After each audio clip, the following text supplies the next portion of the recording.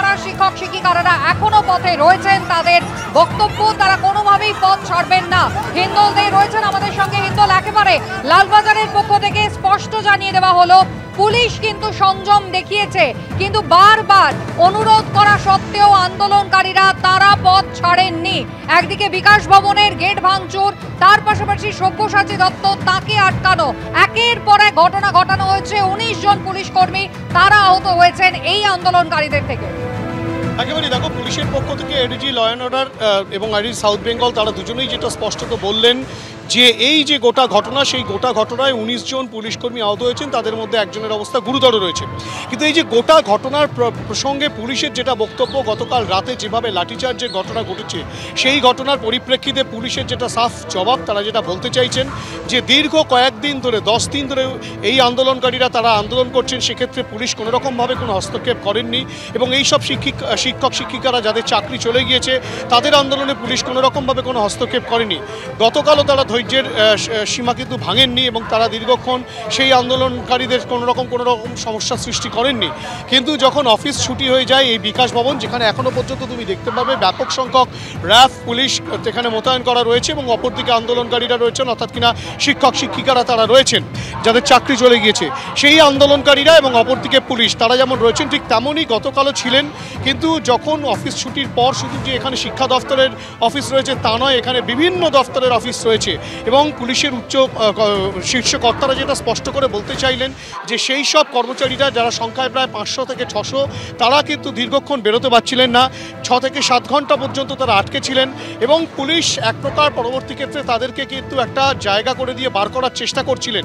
সেই সময় আন্দোলনকারীরা আচমকাই ঝাঁপিয়ে পড়ে, তাদেরকে বেরোতে দিতে বাধা দেয় এবং পুলিশের তরফ থেকে সাফ জানানো হচ্ছে যে তারা রীতিমতো প্রোটোকল মেনে মাইকিং করে তাদেরকে সরে যেতে বলেন। তারপরেও যখন সরছে না, তখন কিন্তু সেই সব কর্মচারীরা যারা এখানে চাকরি করতে এসেছিলেন তারা দীর্ঘক্ষণ আটকা পড়েছিলেন, তারা বাড়ি ফিরতে পারছিলেন না, তাদেরকে বাড়ি ফেরানোর জন্য পুলিশ লাঠিচার্জ করে এবং সেটাও প্রোটোকল মেনে। এই গোটা ঘটনায় পুলিশ গোটা বিষয়টি জানিয়েছে। আজও ব্যাপক সংখ্যক পুলিশ মোতায়েন রয়েছে এবং ব্যাপক সংখ্যক পুলিশের পাশাপাশি প্রচুর শিক্ষক শিক্ষিকা তারাও কিন্তু যাদের চাকরি চলে গিয়েছে সেই আন্দোলনকারীরা একত্রিত হয়েছেন এবং স্লোগান উঠছে বিভিন্ন তরফ থেকে। একেবারে হিন্দল, তুমি আমাদের সঙ্গে থাকো।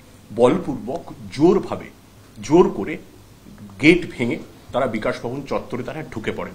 পুলিশ সচেতনভাবে কিছু করেনি, কারণ আন্দোলনকারীরা তারা চাকরি হারিয়েছেন, তাদের আবেগের প্রতি পূর্ণ সহানুভূতি, পূর্ণ সম্মান পুলিশ দেখিয়েছে। পুলিশ ধৈর্য ধরেছে, পুলিশ সংযত থেকেছে। তারা ঢুকেছেন, অবস্থান করেছেন, তারপরও পুলিশ 7 ঘন্টা ধরে তাদেরকে বুঝিয়েছে। ওই বিকাশ ভবন চত্বরে 55টি সরকারি অফিস আছে, নানা গুরুত্বপূর্ণ দফতর আছে, সেখানে প্রায় 500-600 কর্মী তারা ওখানে কাজ করেন। তারা সন্ধ্যের পর বেরোতে চান এবং যারা আন্দোলনকারী যারা ভেতরে বসেছিলেন তারা একই অবস্থানে তারা অনড় থাকেন, আমরা কাউকে বেরোতে দেব না। তারপর আমরা চেষ্টা করি পুলিশ দিয়েই রাস্তার অর্ধেক অংশ সেটাকে ভাগ করে নিয়ে যাতে তারা বেরোতে পারেন। এবং যখন সেই বেরোনোর চেষ্টাটা হচ্ছিল, নিরাপদে তাদের ফিরিয়ে দেওয়ার চেষ্টা হচ্ছিল বাড়িতে, তখন পুলিশের ওপর চড়াও হয় আন্দোলনকারীদের একাংশ। যারা বেরোচ্ছিলেন তাদের ধাক্কাধাক্কি করা হয়। বারবার 1000 বার পুলিশ অনুরোধ করছে দয়া করে শান্তিপূর্ণ থাকুন, মানুষগুলোকে বেরোতে দিন যারা আটকে আছেন। কেউ অসুস্থ, কারুর বাড়িতে বয়স্ক মা বাবা আছেন, তাদের বেরোতে দেব না, হিংসা চালাবো, গেট ভাঙা, আমরা তবু কিছু বলিনি। অবস্থান করছেন সরকারি সম্পদ, তখন কোনো বলা হয়নি।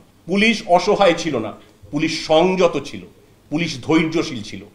কিন্তু যদি মানুষকে ঘরে ফিরতে না দেয়া হয় তখন তাদেরকে যাতে নিরাপদে, সেটাও পুলিশের দায়িত্বের মধ্যে পড়ে। তারা আমাদের ফোন করছিলেন বাড়ি কখন যাব, মা অসুস্থ, ছেলে অসুস্থ, শরীর খারাপ লাগছে, ওষুধ নেই, খাবার নেই।